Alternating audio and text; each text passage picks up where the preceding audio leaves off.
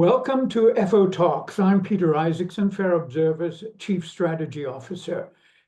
Today, I have the pleasure of welcoming back Jean-Daniel Ruch, the Swiss diplomat and a great geopolitical thinker whose wisdom we always appreciate. Jean-Daniel has been ambassador to Serbia and Montenegro, Israel, and Turkey. Jean-Daniel, I think there's a lot of confusion, a lot of misunderstanding about what's going on. So can you throw any light on where we are today, where Europeans are? Where are we? Well, hello, Peter. Hello, everybody. It's good to be back on this channel. I think in a few words, you can say that after the fall of the Berlin Wall, a new wall in 1989, a new wall has fallen, has been destroyed on the 19th of February in Munich this time. And this wall was a psychological wall. It was a wall which was prohibiting or preventing Europeans to see that they cannot rely forever on the US for security and for their defense. And now I think it has become blatantly obvious to all leaders after the speech of the Vice President of the United States, Mr. Vance, at the famous Munich Security Conference in front of the top political and military leaders of Europe. He told them, in a nutshell, we are going to make peace with the Russians on Ukraine. We don't need you. And 1 week before, Pete Hegseth, the defense secretary of Donald Trump, had told them, you have to care for your own defense. And you'd better increase your spendings because we have other priorities. So I think if you take those two statements together, plus the meeting, the initial meeting between Russians and Americans that took place in Riyadh, from all places. You know, they talk about European security in Riyadh. Europeans, Americans and Russians, without any sort of participation from Europe or from the main concerned party in all this, which is Ukraine, whose territory has been attacked by Russia almost exactly 3 years ago. So I think it has been a big shock for most European leaders, and they are still trying to recover from the hangover. It's a shock, and as you say, the message seems to be that the responsibility is now transferred to Europe to do two things. One, to handle whatever outcome is possible to craft for the Ukraine conflict, and two, as you say, to organize European security. Now, there are a lot of unknowns there. We don't know exactly what Trump is intending to do in terms of, for example, removing troops from Europe. We don't know what kind of arrangements people are looking at. But the big question is, are Europeans capable of doing any of that? Well, with the current casting, I'm not sure. Let's see what happens in the German elections, which are due very soon. What kind of coalition will be created? It will not be easy to find a majority, I assume. I must say it has been quite also remarkable. I mean, remarkable positively or negatively. I'm not sure it's necessarily a good thing. But Mr. Vance has offered, I would say, an almost direct support to the far-right extremist AfD party, which had been ostracized from German politics for quite a long time. And this is another quite remarkable thing that happened. He really endorsed the AfD in Germany, and it would be very interesting to see what kind of impact it has on the possibility of that party to joining the coalition. I must say it's even more ironic that the AfD is the only party, as far as I know, whose leader, Mrs. Weidel, has said that Germans are behaving towards United States like slaves towards their master. And despite that, it seems the Americans, I mean, this administration has some sympathy for for that political party. Now, but the challenge to start with is you deal with your psychology and with your emotions. One observer, astute observer, has noticed that the failings, if you want, of the European policies in Ukraine and towards Russia has been the result of three wrong mindsets. The first one is that instead of thinking realistically and strategically, people have reacted emotionally to events. The second thing is that they reacted through moralism and thirdly through Manichaeism, meaning it's a fight between good and evil, and we are the good, of course. Well, usually you all want, when you are a leader of a country, you all want to say that you are in the camp of the good. But it doesn't seem that those elites have tried to develop a language, a discourse, a narrative based on any sort of realist interest.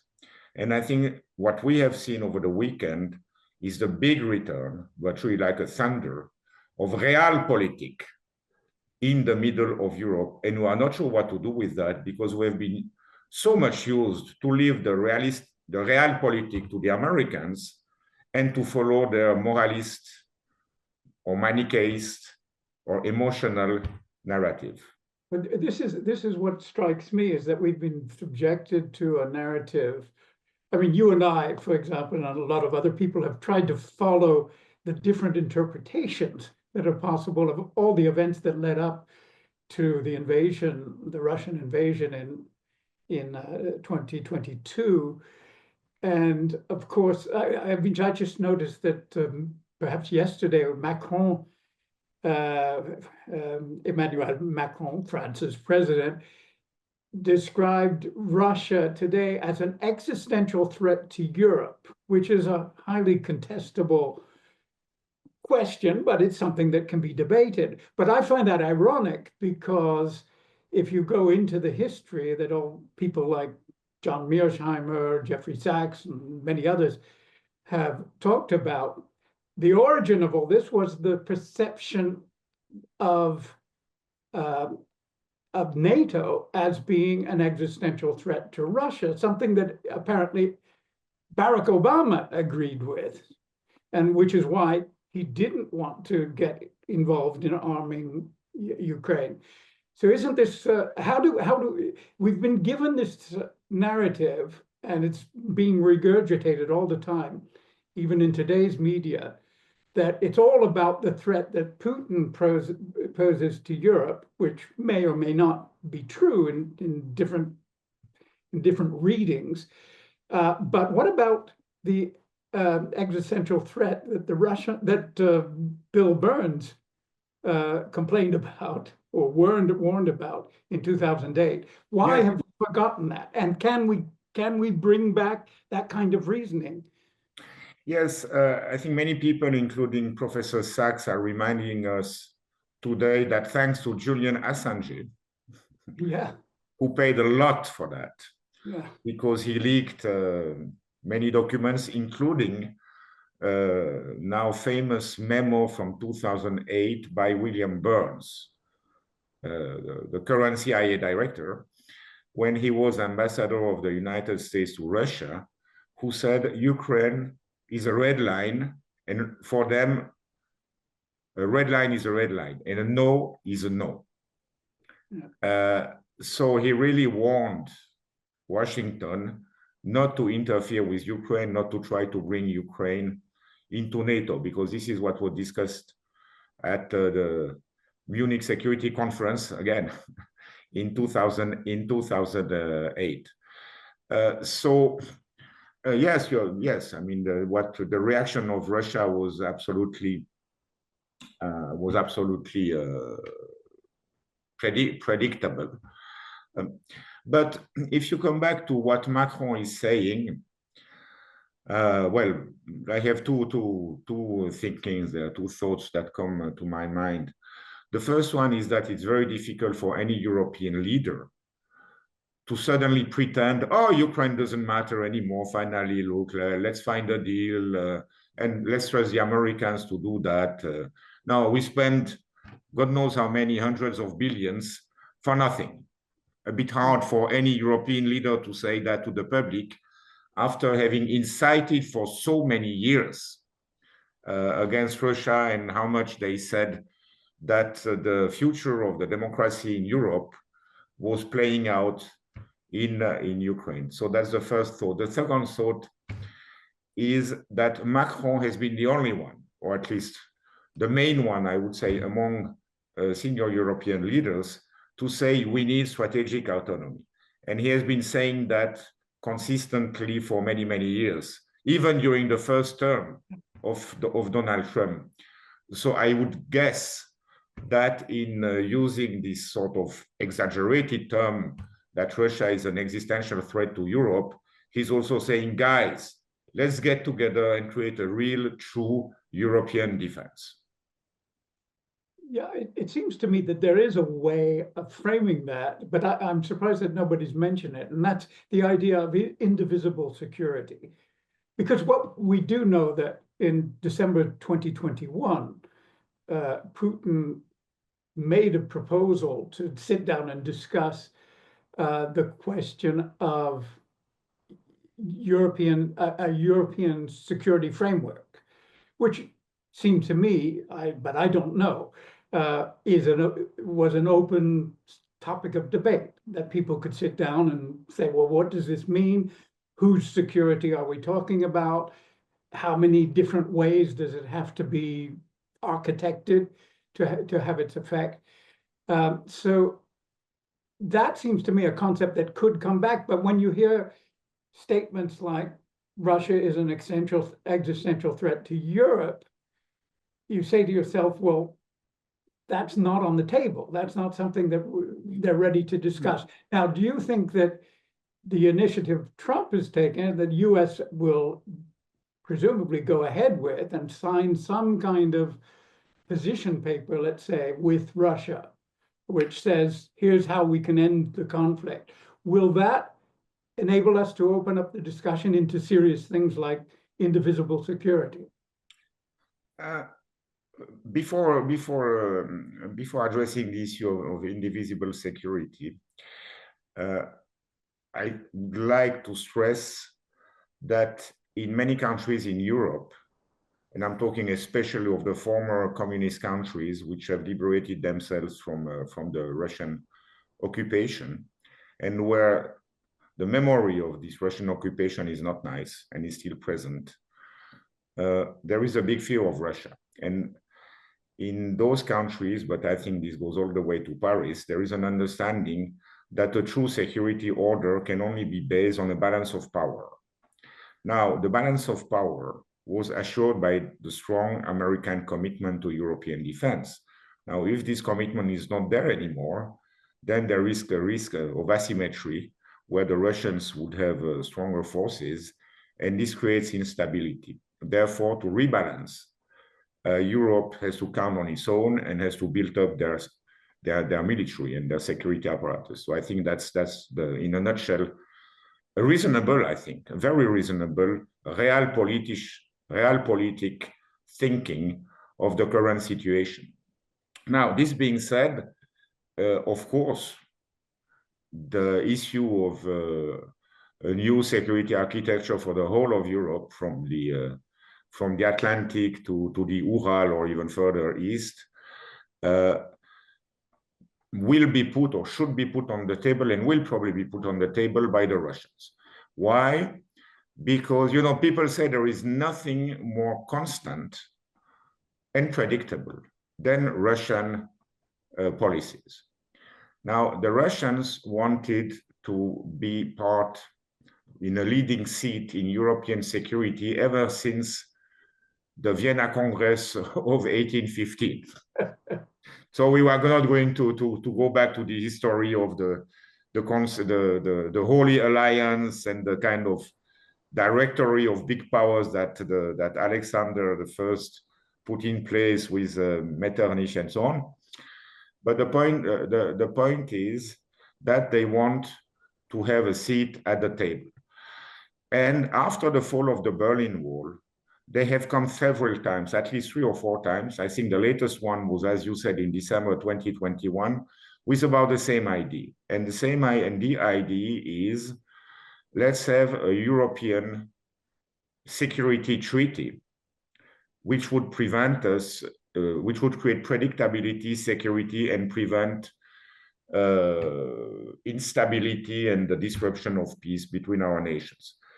When I've been through that in the very first phase in the 90s, where the Russians under Yeltsin in those days, and actually one of the characters we have seen on the photos of the Riyadh meeting, Yuri Ushakov, was back then the Russian ambassador to the OSCE. We had the presidency in 1996, so it's not new. And Ushakov was that ambassador, and the Russians came with a proposal to have a security treaty for Europe with a Security Council, where of course they would have a permanent seat to manage European security. And this would go along with other provisions, some which seem to me very important, like arms control provisions. Also, conventional arms control, which were put in place by at one point, but then became obsolete a few years ago. So this has been the long-standing Russian interest and proposal that has been met with a kind of disdain by the West, who said, come on, why should we listen to you? We are NATO, we are the most powerful alliance. There is only one superpower in the world. What can you say? You are weak. And plus there was a high demand, obviously from the countries I mentioned before, to say, we want to be under the American umbrella. We don't trust the Europeans, and God knows if the Poles and the Czechs have reasons not to trust the German and the French because of the Second World War. These memories are very much there. And that's why they wanted absolutely to join NATO and not to have NATO diluted in a big European security organization like the OSCE, where the Russia would be on par with the Americans. So NATO enlarged. And I think that the NATO enlargement to the former communist countries, including the Baltic states, of course, who also had even more reasons maybe, or at least as many reasons as Poland and the Czech, to wish to be under an American umbrella, I think that enlargement would have been accepted at the end of the day by the Russians. But the red line was this buffer zone that was protecting them from a direct contact with NATO. And the buffer zone is Belarus, Ukraine, Moldova. Well, I'm not sure that I don't think the Russians would have entered into a war for Moldova, but still it's part of this kind of buffer zone. And then in the Caucasus. And then in the Caucasus, definitely Georgia, Armenia, they don't want those countries either to join NATO because they don't want NATO close to their borders. Now, from a purely military strategic point of view, the reasons are very simple to understand. With the new technologies, it's almost a repeat of the Cuban missile crisis the other way around. I mean, with the new technologies, a missile, an ICBM, or any sort of new modern types of missile deployed in Ukraine can reach Moscow in 2 minutes. Now, do you really think that there can be a reasonable anti-ballistic missile defense system that can surely destroy entering missiles in only 2 minutes? Well, maybe if you use artificial intelligence, meaning that there would be absolutely no human involvement in the decision-making process, and that's super destabilizing. So I guess this is part of the thinking of why the Russians have said no, and a no means a no when it's about Ukraine joining NATO, or even Ukraine becoming a sort of silent part of the NATO defense system, with NATO armaments being deployed in Ukraine. They are very, very clear on that, and they consider that as a security threat, as you said, an existential threat, and this is why happened what had happened. So if, as we expect now, the American umbrella, whatever happens to NATO, but the American nuclear umbrella, or the commitment to be an active part of NATO, of the US disappears, you're saying that Europeans are under the obligation to organize and to put together some kind of European military force that can be identified as military, that does actually have organizational capacity. Is that realistic? And if it is, who would be the leader on that? Who could be the leader on it? Okay, it's a matter of balance of power. Huh? Of course, I haven't seen in any sense that the Americans have said you are not anymore under our nuclear umbrella, and I guess that this will continue. But on the other hand, they were relying not just on the nuclear umbrella, the Europeans, but also on the conventional forces, including the presence of US troops in Germany and elsewhere in Europe. Now, this very issue, the very question of US troops in Europe has been questioned by this new American leadership. Now, can you really trust, if you are in Poland or Germany and that the situation continues to deteriorate between Russia and the West, that the Americans will really use nuclear weapons to protect the Baltic states or Finland? I mean, if I would be a Finn, frankly, I wouldn't be so sure. I would prefer to rely on a strong European army. Now, is it realistic to expect that we will have a strong European army that can match the Russian army anytime soon? Of course not, because we have been disinvesting from our military for a very long time. Actually, the Americans complain about burden sharing, about the fact that the Americans are supporting the bulk of the spending on European security dates back to the Reagan years. So there is absolutely nothing new, new about that. But of course, the savings in the military have increased after the fall of the Berlin Wall. And what we hear is that today there is hardly any European army, except maybe the Swiss one, but I'm half joking.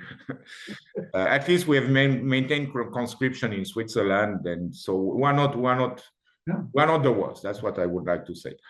But there is hardly any European army which can first operate without NATO, and second be really operational on a battlefield against the Russian army, which has been now combat proven despite enormous losses. Of course, they remain very strong. Although I don't think at all one moment that for the foreseeable future, even if there would be a willingness in Moscow to invade European Union countries, which I don't think is the case, but I think that the Russians will have to recover for quite a number of years before their military capacity would be at that level.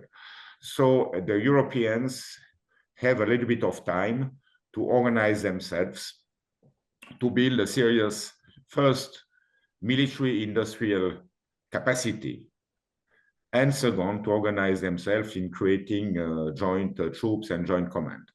Now, the big problem there is that Europe has de-industrialized so quickly that I'm just not sure how much we can build an autonomous industrial capacity so quickly, I mean, in overall terms.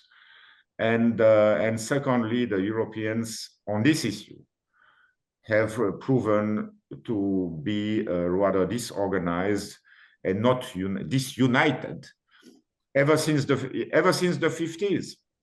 You know, the first time that the idea of a European army and a common European defense system was seriously discussed was back in the 50s. And actually, the French Parliament killed the idea back then, even though today the country which is at the forefront is France. And what is extraordinary is that when the French want to talk about security for the continent, they don't think of Germany first. They think of the UK. That's why they brought the UK to this meeting in Paris, which took place shortly in a kind of emergency after the Munich conference and the Van speech, to try to push the idea of working now seriously together towards a common European defense system. So there is a dynamic, there is a big opportunity. I do believe that finally there is awareness that this is absolutely needed, but it will take, I don't know, I hear people saying between 10 and 20 years, providing the willingness is there to truly build a defense system which can create a balance of power with the Russians, conventional balance of power with the Russians without American involvement. So should we suppose that in all cases, whatever happens with Trump and the agreement that's reached, I mean, some people are talking about a kind of coalition between the US and Russia itself, or even with China. People have talked about a new G3 that Trump would have in mind, whereby the US, Russia, and China would do a new Yalta and divide up the world into their own spheres. If anything happened in that direction, where would Europe be? Well, it would be left alone. It's what is really what adds to the shock, the catatonic shock that is hitting Europe, that has been hitting Europe in Munich on the 19th of February, is not just the announcement that we're going to make peace over your head and don't count on us too much for your defense in the future, but the way it was told, in a humiliating way. Yeah. You know, even Trump, I think, said the next day, for me, Europe is like the third world, which is terrible humiliation. So obviously, Europe will be nowhere in this new division of power. That's why they will have to assert their power by themselves and certainly not count on any sympathy from either America, Russia, or China. Now, on the G3 issue, yes, I know some people are dreaming that on the 8th of May, when Putin will celebrate Victory Day, 80 years of the victory over Nazi Germany, and Xi Jinping, I think, has confirmed that he will participate. There are people who are dreaming that Trump could be invited and that they could all fly to Crimea, to Yalta, to have a new Yalta. Well, I do believe that we live in a totally different world. This is not about redrawing the borders of Europe or any other place in the world. Secondly, the way I read today the American strategy, because there is a strategy behind that, we should not believe that the flurry of executive orders which are reigning over America and the world, signed by Donald Trump, are just spontaneous. This is the product of a strategy that has been carefully thought through and prepared. Now, if we look at the very big picture, the relationship between the three superpowers, as you can say, Russia, China, and the US, it would seem to me today that the American approach is more a Kissinger-like approach to try to detach Russia from China.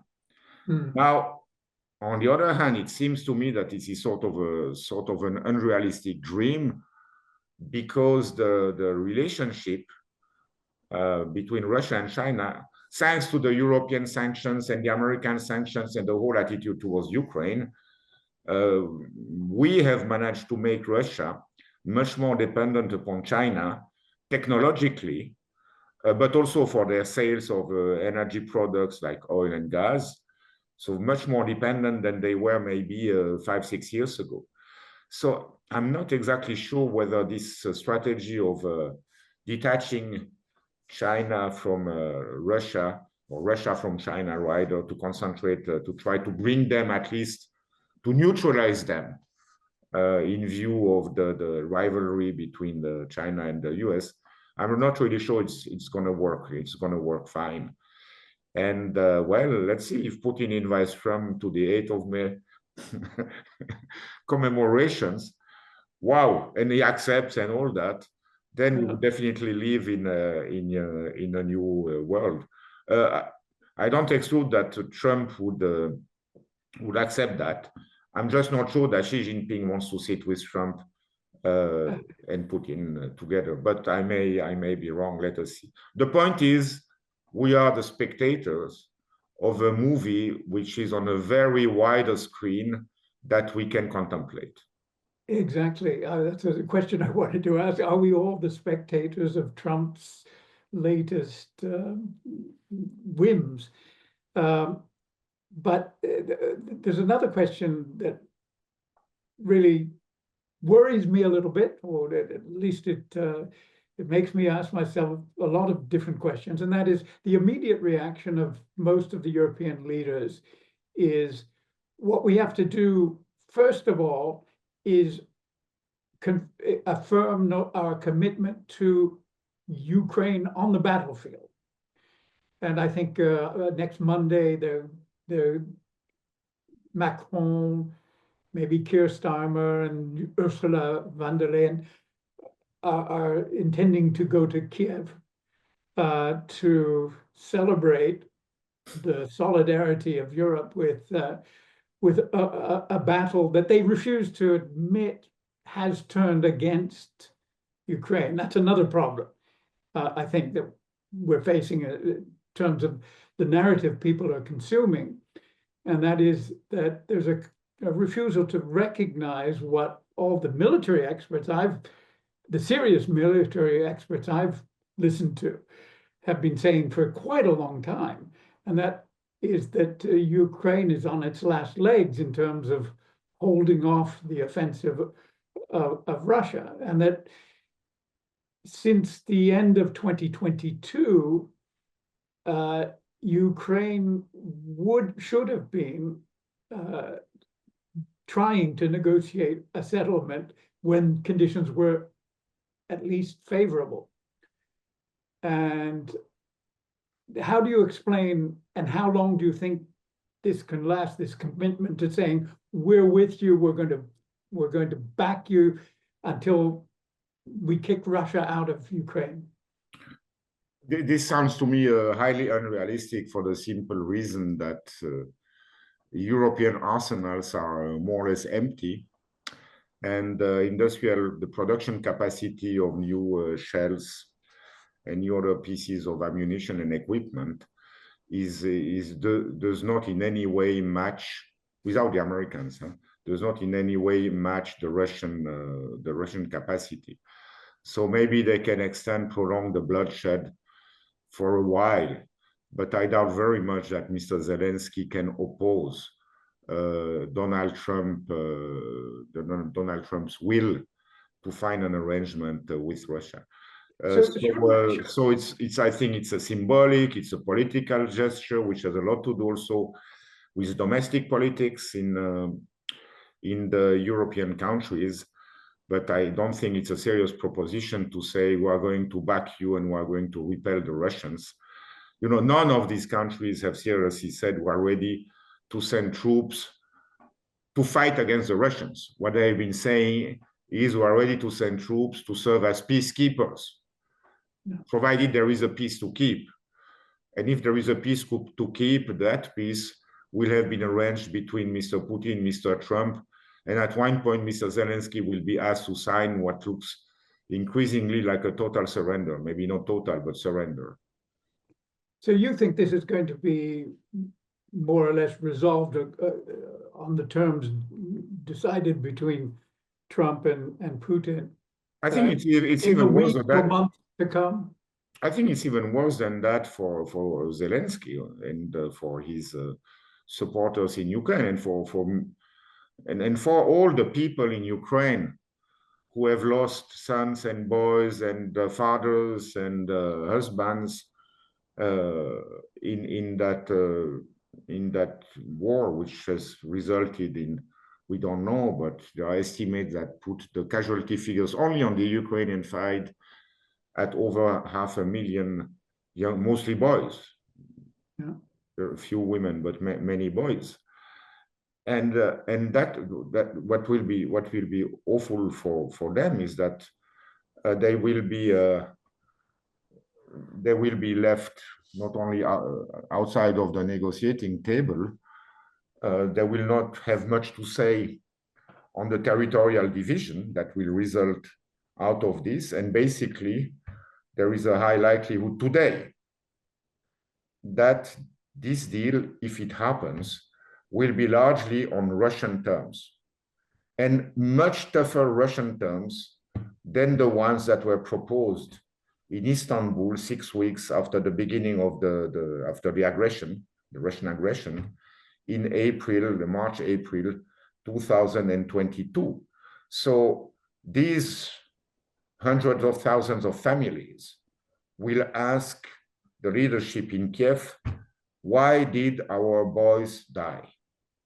So I can see that Ukraine, the Ukrainian leadership, the elites there, but the population, the society, which has suffered already quite serious destructions, I mean, material destructions in terms of infrastructure, will be very divided. There will be very conflictual and very emotional issues there. So no, Ukraine is in front of very, very difficult times. So even more difficult, maybe. Well, maybe the good thing is that at least if there is a cessation of hostilities, at least the bloodshed will stop. But then people will seek accountability for their dead loved ones. And won't that affect the Europeans as well? Because not only did they commit to that, but they committed to something that was actually led and possibly even determined by the Americans who are now saying they're going to abandon them. Isn't this an incredible humiliation? Yes, but you know, this is what happens when you blindly trust somebody you cannot trust. No. Ask the Iranians why they are not eager to enter a deal with Donald Trump. I mean, they have learned their lesson. Yeah. When Obama made a deal with them on their nuclear program, they've been abiding by the deal to the letter. Even the Mossad was recognizing that Iran was abiding by the deal, and suddenly Trump decided, now maximum pressure, we go out of this agreement. So the Iranians said, okay, how can you trust a government which is changing totally its policies every 4 years? No. And I just, for me, it's just insane that those governments have been so blind. That's what I'm saying. A mental iron wall has been destroyed, thanks God, because people realize what the reality of the thing is, and that you should not trust anybody else for your security on this continent. And for me, it's a sort of mystery because, you know, I know many people working in the French diplomatic service, in other types of government administration, in Germany as well, in the UK as well, in Italy as well. I mean, usually in these government circles, in the think tanks, in the ministries, you really have the best brains of the countries. I mean, I'm sure you have many experts in those ministries who have been, like me, warning against relying too much on NATO and that the stated objectives of the West to win over Russia was totally unrealistic. This is not a military objective. A military objective must be measurable, clear and concrete, and you need to have the capacity to achieve it. And they have been foolishly saying, we are going to win, we are going to bring Russia to its knees. I mean, I'm sure there must have been scores of experts, analysts, serious people working in ministries of defense, in the intelligence services, in ministries of foreign affairs, in think tanks who have been saying, oh, I mean, what you are saying is not correct. This is not going to happen. And you know, the Americans have an election soon. Maybe Trump will be back. There is a lot of uncertainty in Washington. All this was predictable 3 years ago already. And so now suddenly people look stunned by what happened. And my question is why these reasonable, fair assessments did not reach or were not taken seriously by the political leaders. So there's a real gap between political decision-making and intelligence itself. Isn't that a civilizational problem? Well, you know, frankly, I don't know how much this blindness has infected the systems deep inside. You know, if I take our own intelligence, of course, I know only what is public, but last fall, our intelligence service published what they do every year, which is a threat assessment report. This could have been written by the RAND Corporation in California. Mm-hmm. They designate as the enemies of Switzerland, China, North Korea, Iran, Russia. And you're like, okay, this is that the Americans consider those 4 or 5 countries as their enemies, fine, it's their problem. But us, how can North Korea really be a threat to Switzerland or even Iran? We even represent US interests in Iran. China, okay, there is certainly industrial spying and things like that coming from China, but I doubt it's only from China that it is coming. And it's certainly not a reason to mention China over 80 times in this threat assessment report. So it seems that even our intelligence services forgot to think by themselves, or at least to speak their mind. Or, you know, I have noticed also in our own system a lot of self-censorship. When you say certain things, like me, I mean, at one point, I questioned this sort of emotional drive to get closer to NATO, to be interoperable with NATO. How can we get closer to NATO? And once in a meeting, I said, but come on, the Russians are not able to hold Kherson. I mean, it's not tomorrow they will be in Berlin or in St. Gallen. And I think that's one of the reasons why some people mount Kabbalah to prevent me from becoming State Secretary for Defense, because it was dangerous, at least in our system. I guess maybe it's the same in Germany, in France, I don't know.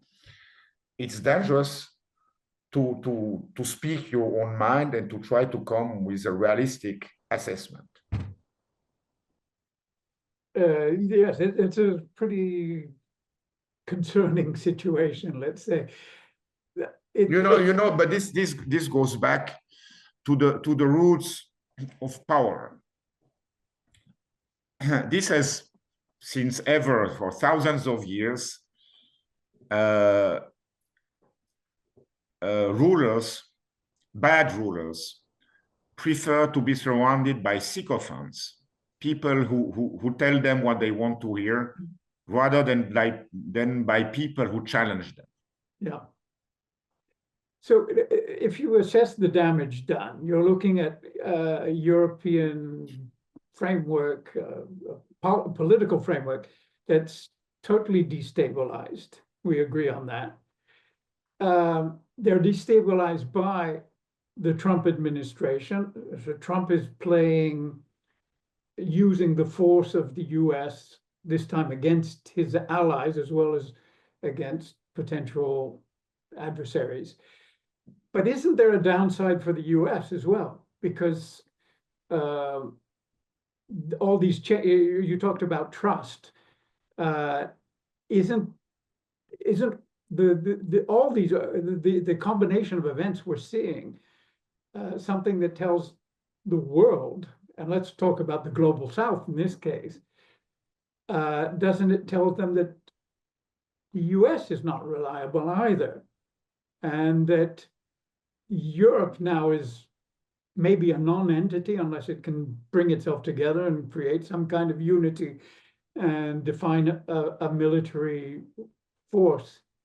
But the US is also, I mean, Trump has weakened the perception of the US, even if he's in a position of relative force today. Well, I think the strategy or the policy of this American administration is to try to define very precisely what their interests are, their core interests, like this precious earth from Ukraine, for instance. But I'm sure or Riviera in Gaza. no, I think that's another story. We can talk about that later. I think it's another story. But you can say about the strategic importance of Greenland, in a way also about Canada, the Panama Canal. They consider that as really strategic interests. In Africa, I'm sure they will also identify certain spots where there is a deep interest, mostly because of access to raw materials or precious metals. And there you will certainly see the Americans very present. But for them, I mean, from that point of view, I think Europe is less of this kind of, has less of a strategic importance. Plus, you could see that Europe and America were already sort of reducing, I mean, not always willingly, their outreach and their influence in vast parts of the world. Two examples. Look at what happened in the Sahel over the past 3 years. I mean, Sahel was une chasse gardée française. Yeah. La France-Afrique does not exist anymore. And French troops are being replaced there by Turkish troops. I think in Chad, they are about to sign an agreement for the deployment of Turkish troops, which is incredible, knowing the complicated history of relations between Turkey and France. And the second example is the Middle East. I'm talking about Syria here. There was zero European influence and very little American influence in the fall of Bashar al-Assad. This was mostly the work of, I would say, Turkey. And this HTS group, of course. And when the French tried, Macron, of course, who knows his history, and he knows that Syria was given to France after the First World War. And when he tried to say, oh, we're ready to send French troops to guard the border between Turkey and Syria, so as to try to help a deal between the Kurdish forces in Syria and the Turks, Hakan Fidan, the foreign minister of Turkey, had these words: we don't need the forces of a small European state at our border. So it's not only Donald Trump who is humiliating the Europeans, but apparently the Europeans feel so weak that even a mid-sized power like Turkey is not afraid to humiliate them like that. So it is a sad situation all around. But not necessarily, you know, I think that in all catastrophes or disasters, there is something good that can come out of it. The first thing that can come out of it is that the Europeans finally became aware of their true, real common interests. But have they become aware? It hasn't actually penetrated their discourse yet. Not yet, but it has to come. I mean, this is a matter of, this is the existential threat, not to do this work, to agree on the common interest, but also to realize that Europe has lots of strength.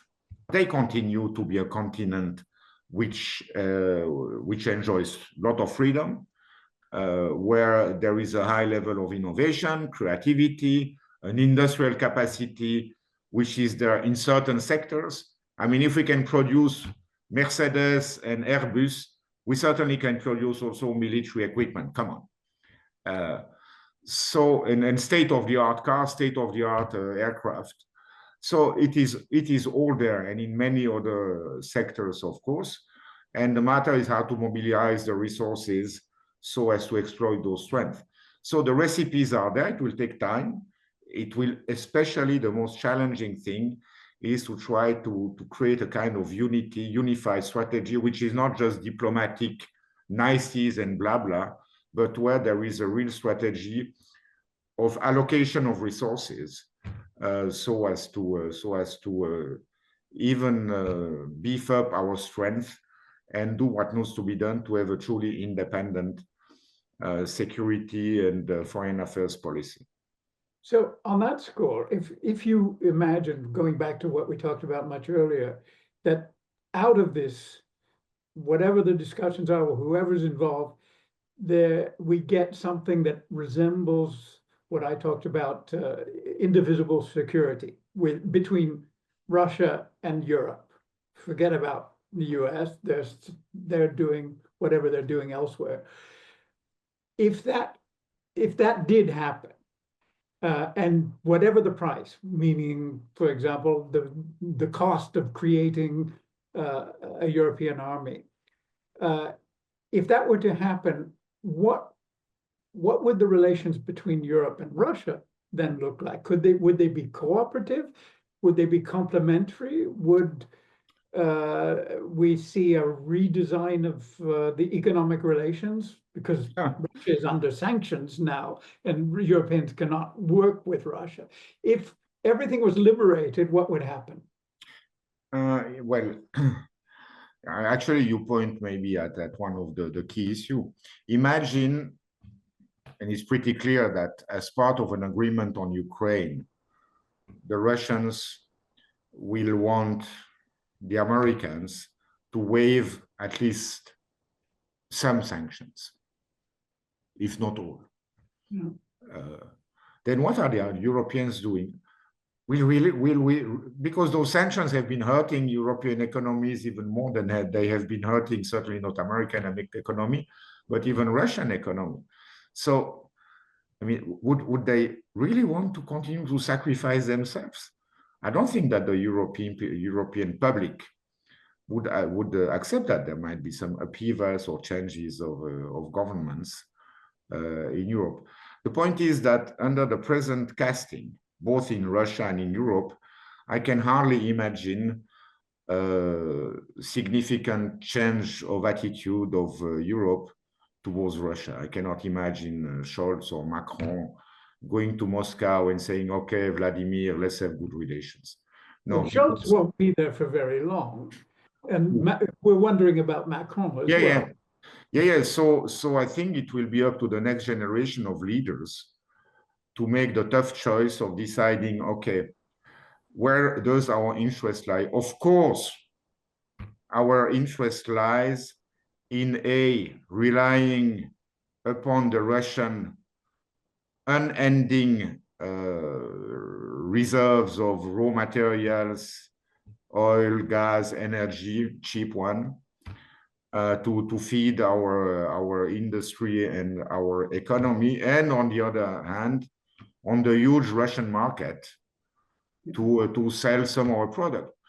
You know, many of the companies, they don't have so many problems to say to Russia. I mean, I hear from friends who are in Moscow that the shops are full of Rolex, even though Switzerland doesn't sell watches anymore to Russia. So there is something is going on there. And there are no Chinese Rolex, there are real ones. So of course, the interest will be one day to reconnect with Russia. But politically, for this generation of leaders in Europe, as long as Putin is in power, psychologically, emotionally, for all the reasons we've said before, the emotions, the Manichaeism, the moralism, you cannot paint somebody as the devil for so long and then suddenly say, no, that's fine, we can deal with him. No, that will not happen. Plus, let's not forget that Mr. Putin is indicted by the International Criminal Court, which makes it, okay, of course, impossible to have normal dealings with him.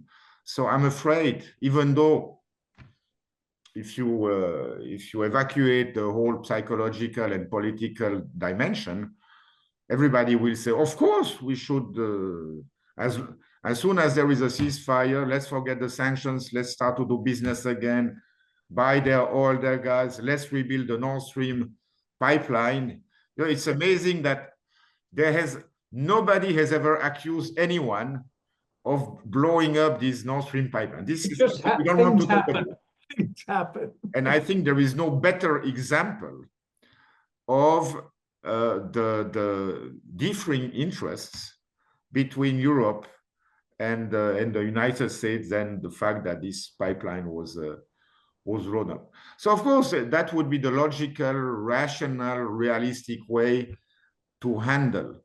But in this atmosphere, very emotional, very political, I don't think that this generation of leaders in Europe will be ready to move in that direction.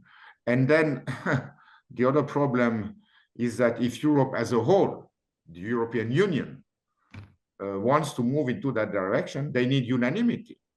And to convince countries like Sweden, Finland, the Baltic states, Poland, that now is time to how say that in English, to bury the hatchet, to bury the hatchet, yeah.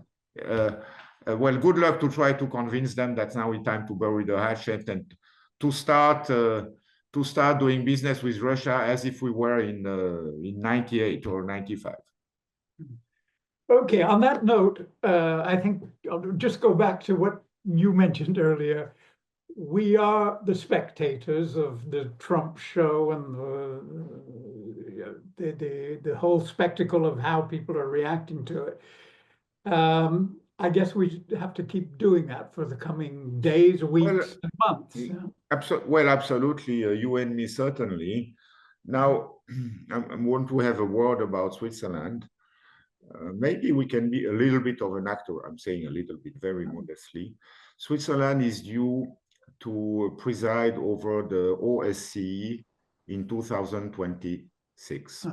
Of course, we remember that the Russians wanted to make the OSCE the treaty-based security organization in Europe, and maybe they have not given up on that idea. I remind also what I said at the beginning, that Yuri Ushakov, who is actually with Lavrov, maybe an even more influential political strategist as Lavrov, because he's always sitting with Putin in all meetings of Putin with heads of state. He's the diplomatic, political, foreign policy advisor of Putin.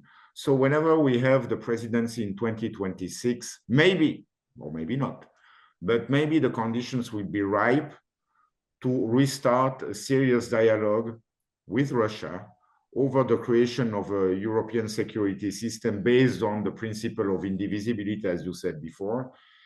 And today, if I would be involved in that, I would try to think whether it would be possible to have a serious conversation Europe-wide on confidence and security building measures, you know, inviting observers to see troops, to see maneuvers, early announcement of new maneuvers, these kind of things that existed since the 80s and then were disrupted later, and then see if it would be possible to create a framework for relaunching talks on the reduction of conventional armed forces in Europe, and maybe talks on alerting and predictability in military matters. I think there is a potential, possibly, depending on the result of the Russian-American talks. And I really hope that this aspect of regional security in Europe will be one of them. Is Switzerland still a neutral country? Formally, yes, absolutely. Now, okay. The question is not there. The question is Switzerland perceived as a neutral country by all key players? And it's certainly not anymore considered as a neutral country officially by Russia, but I think that may change. Yeah.